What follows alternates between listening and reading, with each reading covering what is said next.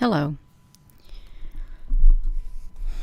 I better find out what the name of this video is, you all, before I start reading. I'm going to read something.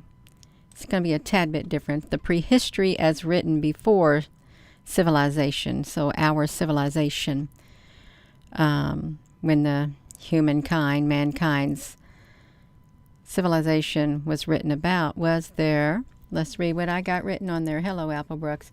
Who was on the earth before our history was written about? So I do want to read that, you all. So I'm just going to, I got my my tablet up here, you all. And I'm going to read it. It's from a paper that was written, and I'll put the link here when I get through reading. So we start off with in Colin Renfrew's Before Civilization, a book.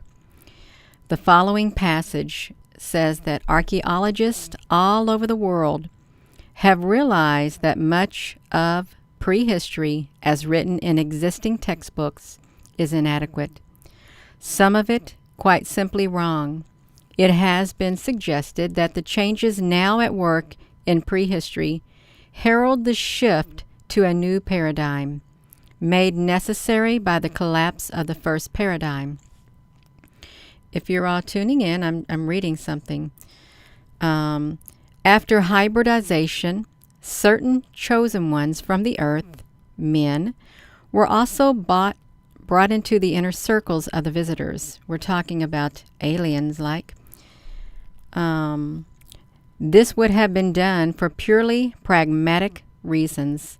Some of those genetically modified were sent back to their societies and exalted as priests, elders, or even kings. They were lackeys of the malign warlocks of Atlantis, who really ruled from behind the thrones, keeping in touch with their minions through the use of powerful crystal-seeing stones.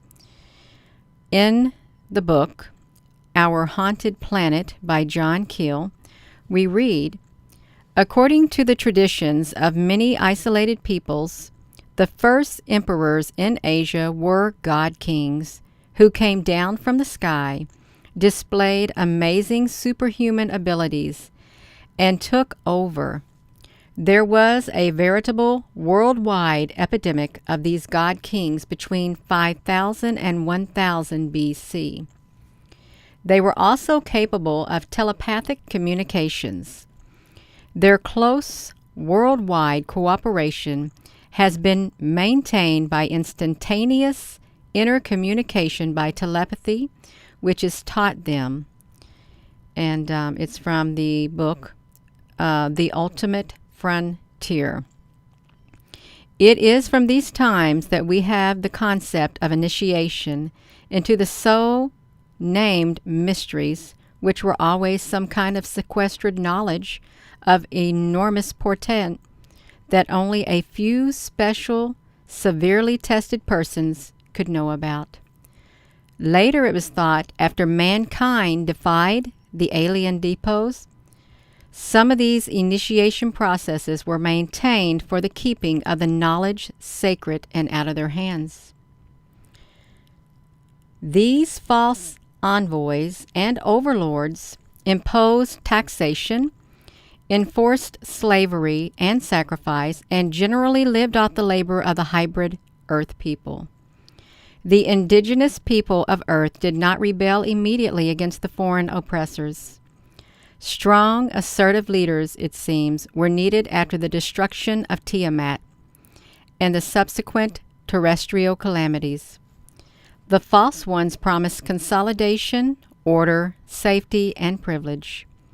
They instigated hierarchic control, the division of labor, merit-oriented advance, and induced conditions that inevitably led to man's disconnection from nature. Necessity fostered the worst of tyrannies to descend on prehistoric humanity. So if you're just if you're tuning in, you all, let me get this straight. This is a PDF from my laptop that I had downloaded, I guess, sometime last year. And it has a lot of information in it. And when I get through, I'll put the link here on this big computer. And it really has a lot of good information. But it's written from a certain point of view, but yet it has references to certain books that were written by many different people. Humankind would not just create or accept such structures as a matter of course.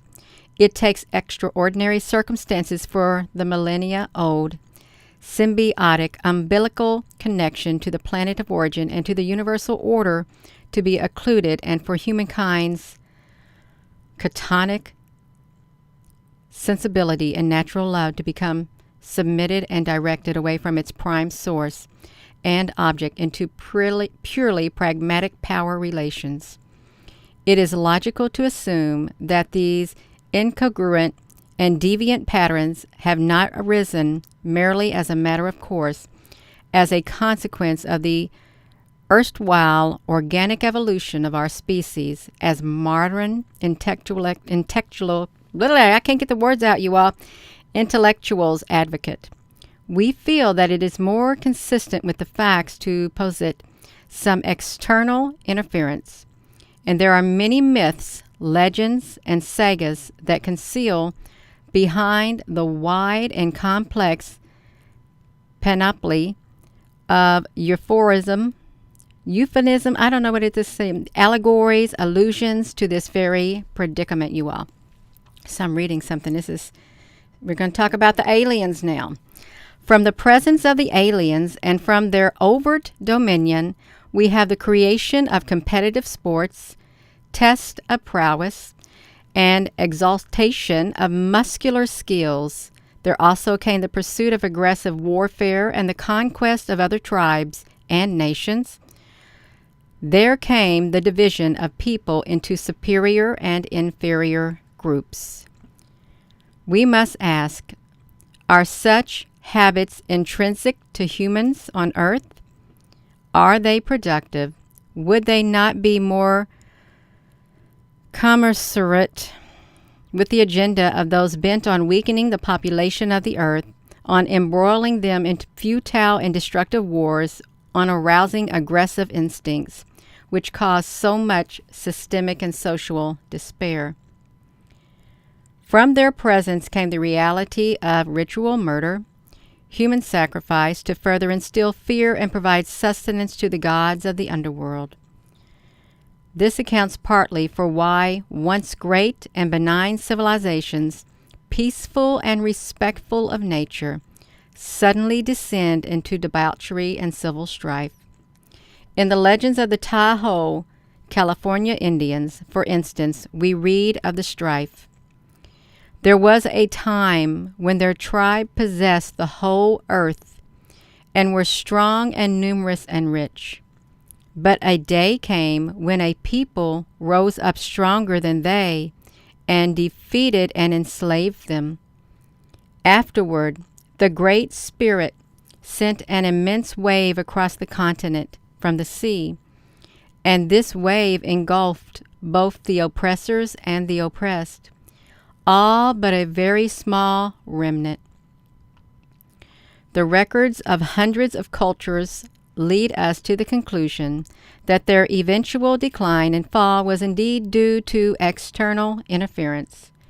The alien invaders and their lackeys also instilled the idea, now so all-pervasive, that nature was threatening and antithetical to humankind, something to be abused and possessed.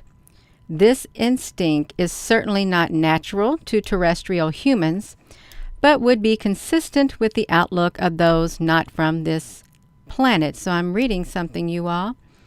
It is extremely unlikely that such a pernicious philosophy could originate from within humankind. For reasons that should now be apparent, historians have suppressed most of the evidence of the pre-Diluvian matriarchies.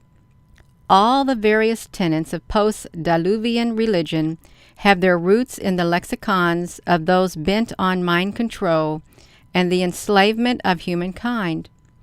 The utter perversity of their natures could not be better revealed than the philosophical per usual, I can't pronounce some of these words, and the so-called religious credos. Now, I'm just reading this person's whatever.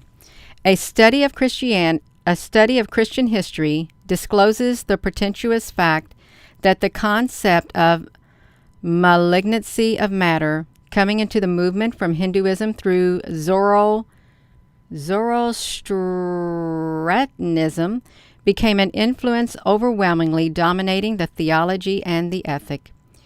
It bred the monstrous cult of asceticism, whose driving motivation was the idea that the instincts of the flesh must be crushed down in the interest of the spirit. The tragic consequence of this staggering default of insight are incalculable, but in all conscious, overwhelming to any intelligence that discern it.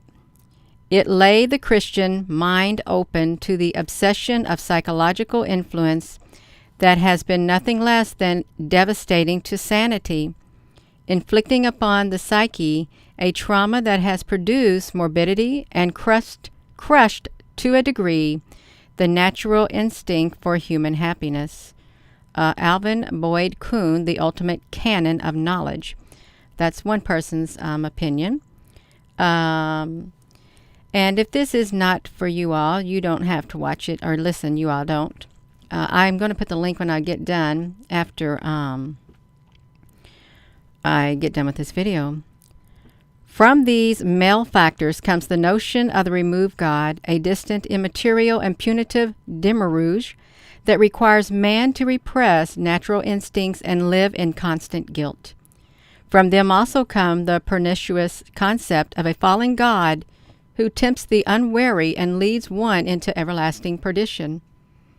They also instilled the fallacy that women are lower in ontological status than men, and that they are to be distrusted and kept in subordinate positions. Polygamy, another practice pervasive in certain ancient societies, was again based on the need for these biologically superior entities to reproduce their kind as fast as possible, keeping women in submissive positions and having them uneducated, mitigated against them ever wondering why they were being used as incubators. Tribes who are in true harmony with nature and who desire to remain so are instinctively repulsed by the overpopulation of the earth. See the works of Professor L.A. Waddell. Rebellion broke out on Atlantis, possibly due to a falling out between factions of the oppressors, with one group, as a result, taking sides with the humans. Some say that a small group of alien priests took pity on the earth and sought to restore the natural rule, or close to the original condition. See David Wood's Genesis, a first book of Revelation. Others contend that it occurred due to the intervention of galactic forces that sought to eradicate the bent ones from this planet, or at least restrict their corrupting operations. Whatever the actual truth, it appears the rebels decided that it would be futile to go into individual colonies throughout the earth to depose the Atlantean demigods. Better to strike at the root of the problem, Atlantis itself. So I'm reading something that someone wrote. It's called Atlantis, Alien Visitation and Genetic Manipulation, and One World Disorder. So many world myths and legends speak of wars between the giants. The stories have uncanny similarities and may refer to this attempt of Earth's inhabitants to eradicate strange demonic visitors. It has been noticed, for instance, that the Mahabharata in India, the Trojan Wars, and the Gaelic Wars in Ireland all occurred relatively simultaneously.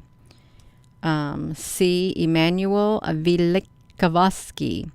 In the story Beowulf, one of the first romances of the later Anglo-Saxon period, we find the story of demonic forces that live in wild places and they prey off the people.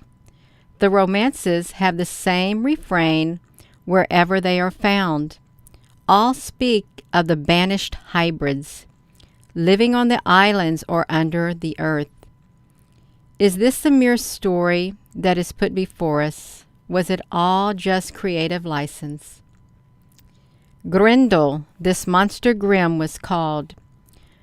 March river mighty, in moorland living, in fen and fastness, fief of the giants.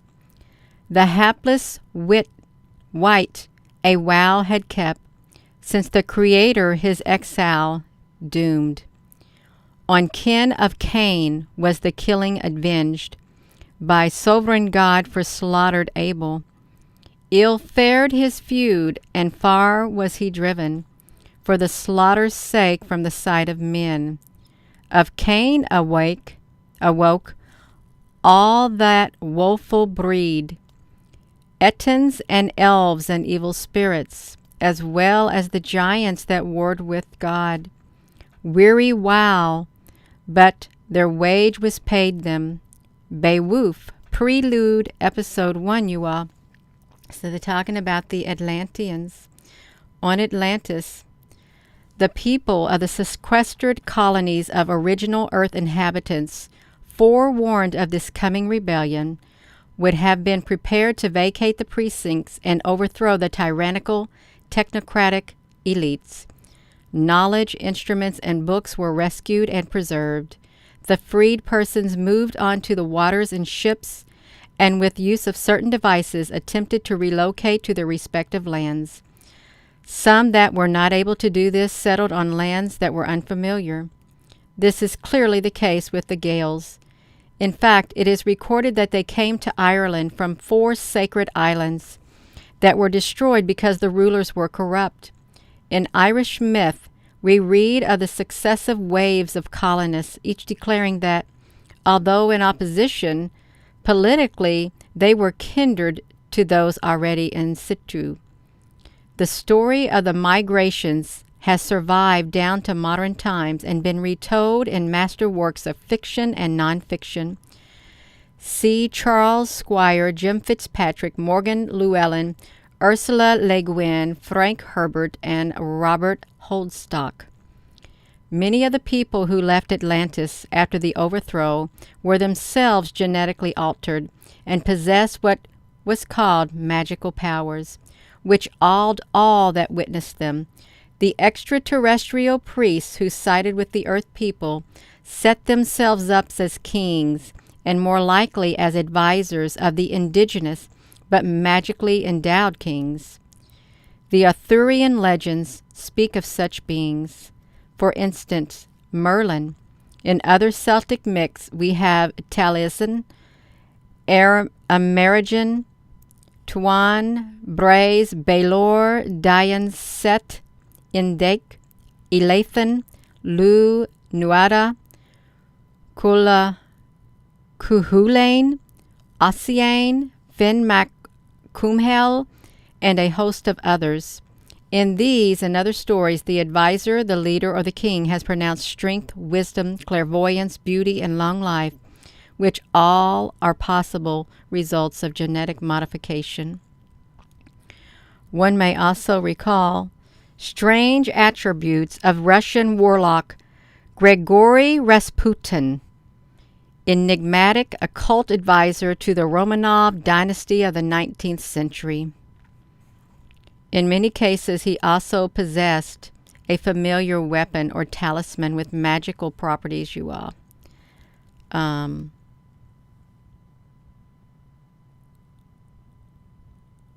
Magic was the word that was used for the high technologies not understood by the witnesses of the day. If a machine works perfectly, the results are like magic. The Celtic sagas are full of mention of magical weapons and treasures. One of the latter was sacred stone of Fowl, that was placed under the throne of the king in Terra, Drumacane of Hill of the Serpents. This stone, it said, would cry out if a false one set to be crowned. We might ask what mystery is secreted in this myth. The word fowl actually means stone and is the root of the word phallic. The stone of Fowl is therefore the stone of stones, probably a powerful crystal that would indicate if a person was genetically altered in some way. This stone was like a ligman of the Hindus. It was believed to be connected to the planet Saturn, for whom the earthly kings ruled. In folklore, the covert references to genetic manipulation. Consider the entity called a changeling. Was this an alien substitute for a human implant? Moreover, in prehistoric times, it was impossible for anyone to rule Ireland if they were blemished, a rule that was assiduously honored. Could blemished be a reference to artificial alteration? The world's folklore is replete with warnings about witches who can be identified as evil because of their strange markings or deformities, though later mundane history tells a much abuse of such lore. It is reasonable to assume that they were founded on some factuality. This is also the reason why there is emphasis on purity of the bloodline when it comes to kingship. This purity was essential to both sides, each having a vested interest in having only their own lineage enthroned. Innumerable rituals associated with kingship date from this, and in certain tribes there is the custom of being bonded by blood. In such ceremonies, a person who has come to love and respect another lets physical blood and literally presses this to that of their fellow person who has likewise let their blood flow. Is this just another meaningless heathen ritual? Does this not mean that the kindredness has to do with the same blood, not the dissimilar blood? And what are we to make of the Persian tale of the genie in the bottle? Could these tales not also conceal facts about laboratories, evil wizards, hybridization, and genetic manipulation? Not all returning natives freed from Atlantis found it easy to gain access to their kingdoms or lands or to take control in their enslaved provinces. During their reign, the alien tyrants, the morale and the enslaved was reduced, while superstition and suspicion were rampant. When it was learned that the usurpation had occurred in Atlantis, ruling despots feared for themselves and for their exposure and expulsion. Through the adroit use of manipulation and propaganda, they turned the people against the newcomers, often engaging them in battle. In this endeavor, the use of betrayers was especially useful. They spread false rumors that the newcomers were not returning saviors, but dangerous sorcerers who would steal their children and bring disease, all things that the tyrant masters were themselves engaged in. All over the world we have then one or two possible outcomes. Either the free ones triumph, banishing, imprisoning, or killing the evil ones, or alternatively the evil ones prevail to continue cruel and humanitarian regimes. In this latter scenario, the freed Atlanteans would be killed, betrayed, or imprisoned. They, like the less endowed natives, would live out lives in poverty and servitude. This is the situation that we find in evidence all over the globe coming down into historical times. And since for the most part the evil ones remained in power, they had the official histories fabricated to aggrandize themselves and to perpetuate the status quo. Their priestly allies were especially complicit in this endeavor. Their mythographers pushed back in time the dates of the arrival of their masters by hundreds of thousands of years, making it impossible for later scholars to piece together the facts.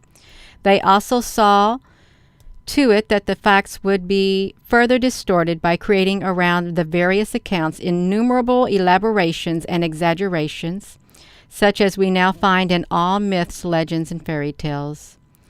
For a certain time, it seems that the efforts of the rebels were successful. The humans probably relied on their physical numbers. However, the evil ones who lost battles or who were disposed continued to practice their vile arts.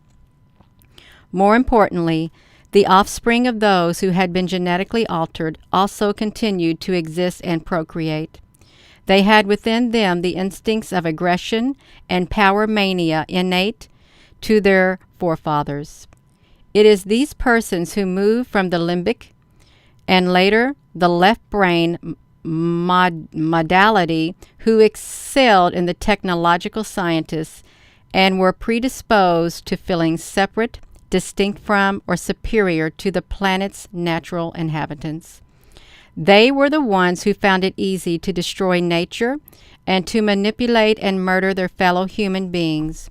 Throughout historical time, we find their personages rising to the top of the political and cultural life, who labor so assiduously for technological advances, and yet who demonstrably display their little love or concern for humanity.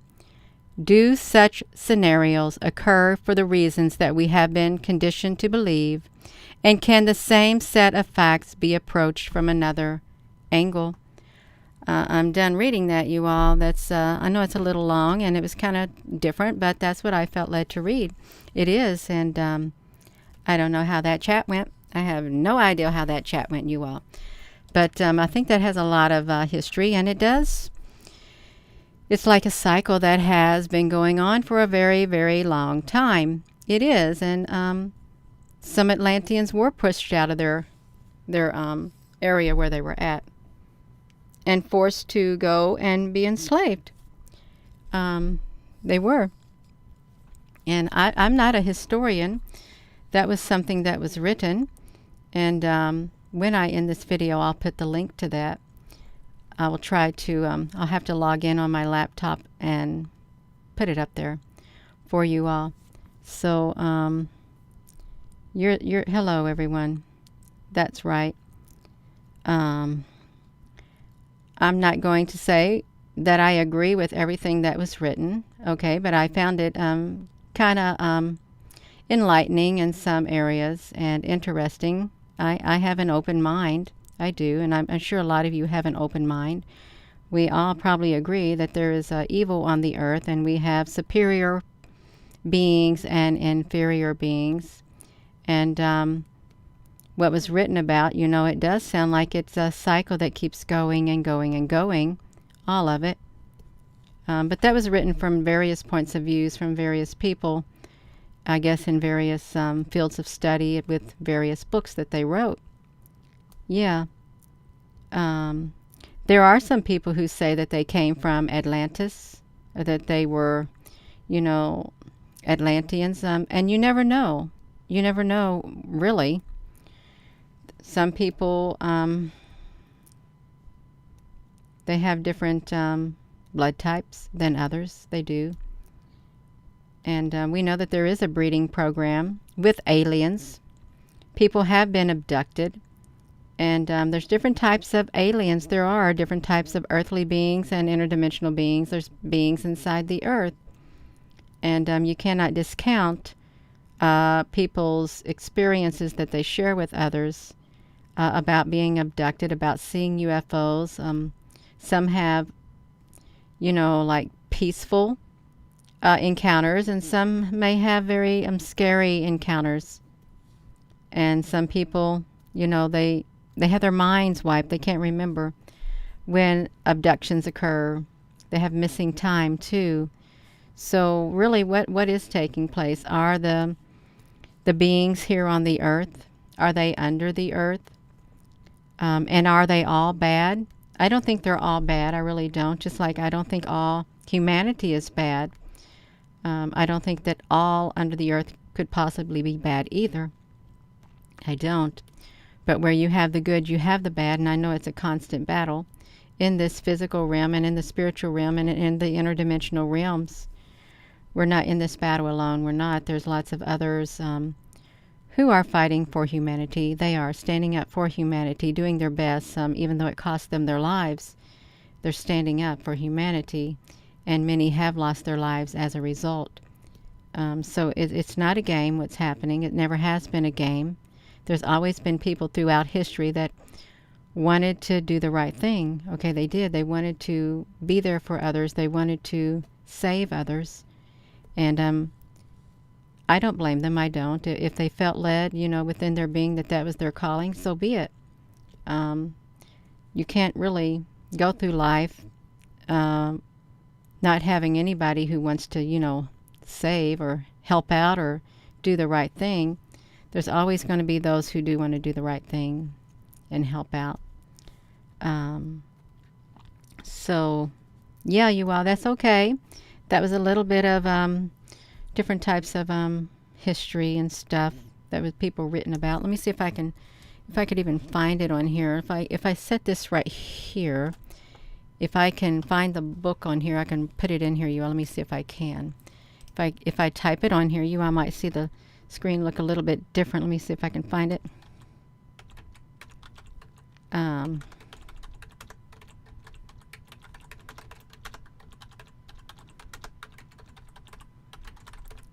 Let's see if I can find it.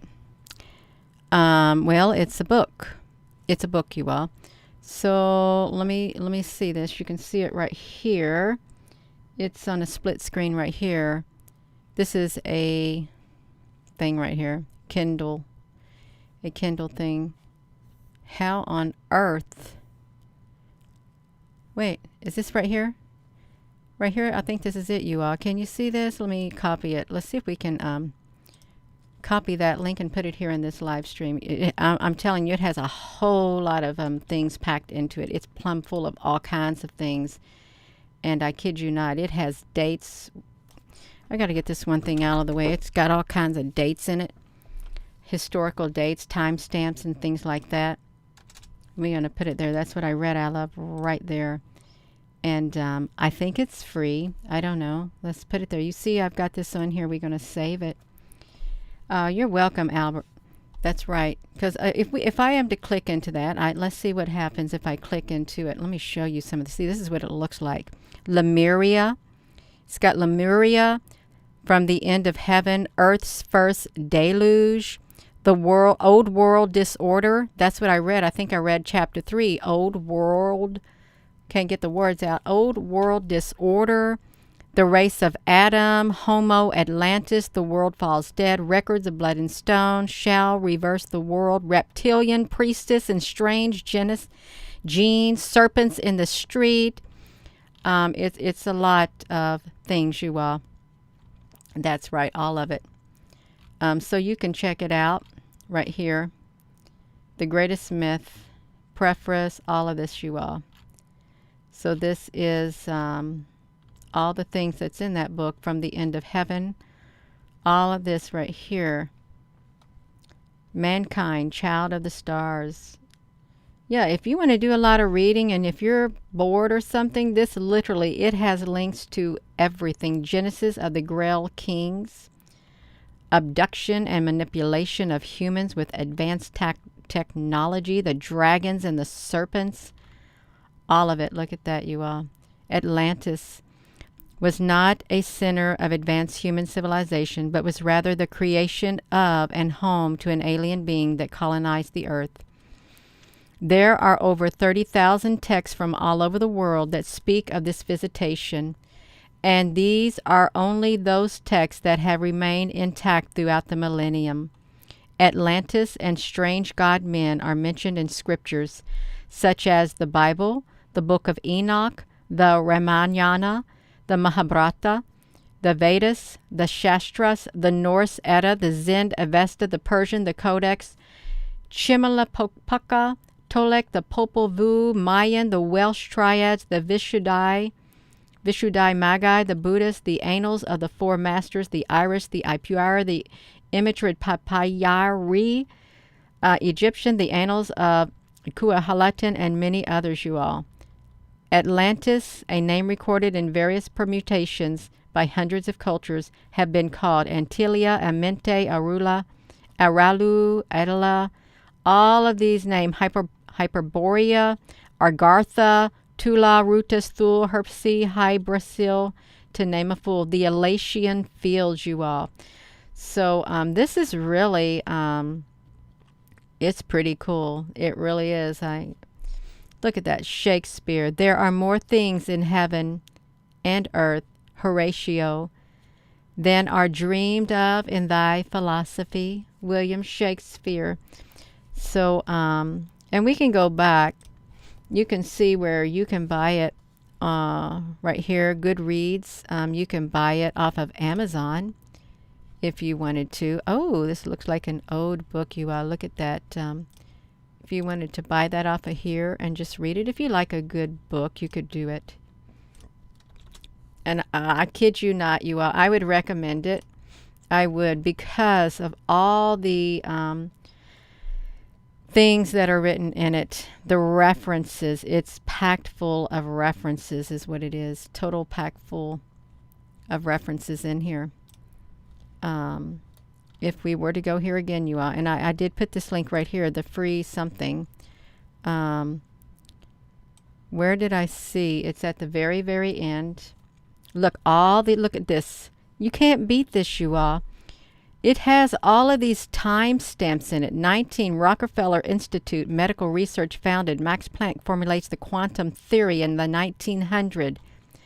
All of this. It doesn't get any better than this, I think. Look at this, all of this. And it goes on and on and on and on and on. All of these time stamps. Look at that. Of what happened. All of it. It's just packed full all the way. I want to see if they got in 47 of look, see at all these timestamps. Let's see what happens in 1947. You all, I'm sorry I'm making this noise. Some may say, Gina, honey, please quit doing it. You all, but I'm looking at this. The 1940, 1945, U.S. turns over 2/3 of Germany's aircraft. They talk about the Admiral Byrd right here. Look at this, you all. Admiral Byrd. Can we zoom in on this? I want to read this. He even got Admiral Byrd in here. Heads the expedition to Antarctic to search for German base and attack. Mission fails because of Germans' gravity technology. Over 4,000 elite Nazi troops, ships, and equipment. Operation High Jump lasted 3 weeks. Ground troops hit with a sound cannon. They hit the ground troops with sound cannons. 4 planes were lost. The CIA prevents retaliation. The U.S. operation is undercut by Nazi elements in the U.S. government. They were in the U.S. government back then, you all, who have liaison with British intelligence and Tavistock Institute. So look at that, you all. So, yeah, there's a lot in that book, and that's all I'm going to say about it. I've already put the timestamps in it and everything. Yeah, I saw that. The letter J was a Y. Yeah.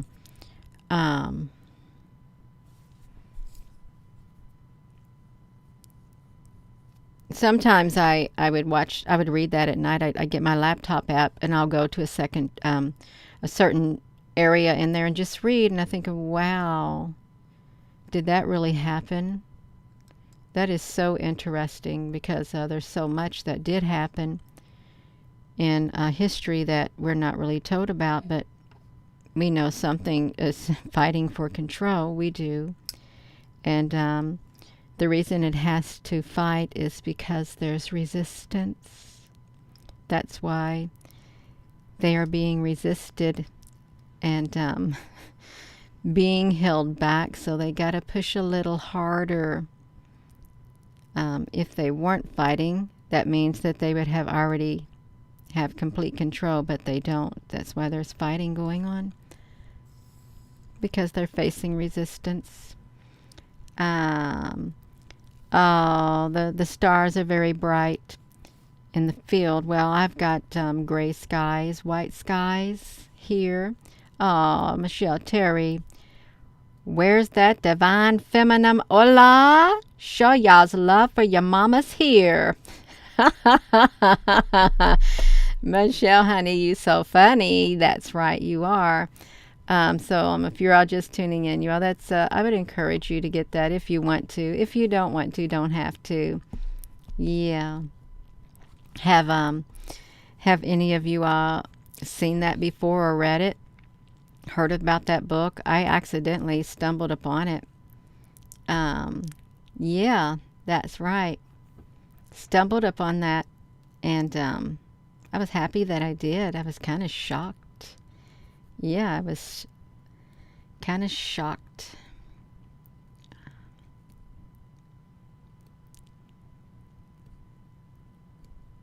Um,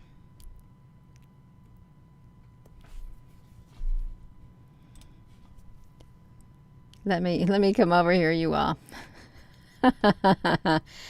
I'm about done reading. It's 9 o'clock at night to come on here a little bit early because I thought this is so interesting. Yeah, like when I found that old Bible. Yeah, yeah. It's relaxing. It's really relaxing.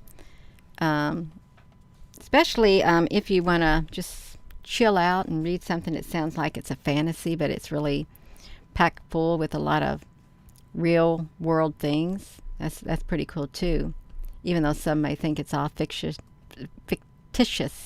Yeah, that's right. That's right, you all. Yeah, I think I think I got my screen over here flip flopped over the wrong way. Let me flip myself around like this. No, I don't think I got myself flipped over the wrong way. I got myself flipped right here. You all, we can do it. Yeah, so that's about all I have to say. It is. Now it has me looking over here at the wrong way. You all think I'm going to put myself back over here. So look at the camera right, face forward it, right there you all. Look straight ahead.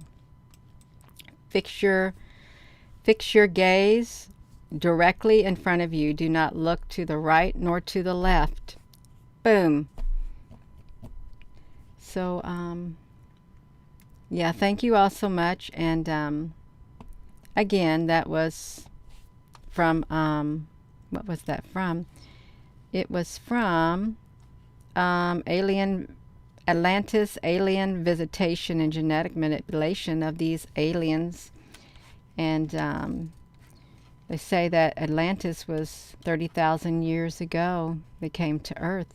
30,000 years ago, you all. Yeah, that's right. Gina not say the real name to Jehovah. I don't know what you're talking about. I really don't. Yeah. That's okay. I'm going to go. You all. So with that being said, let me do this. Hello, wherever you are in any part of the world. Hello. From my heart to yours. Love you. Have a wonderful rest of your day. And this is a different video because I don't think I've really ever read like that before. But that's what I felt like sharing, that right there.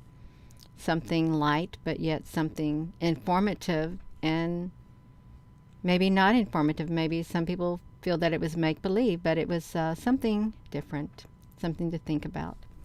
Have a wonderful evening, you all. Love you, and thank you, moderators. Thank you all for your comments, and thank you for being patient.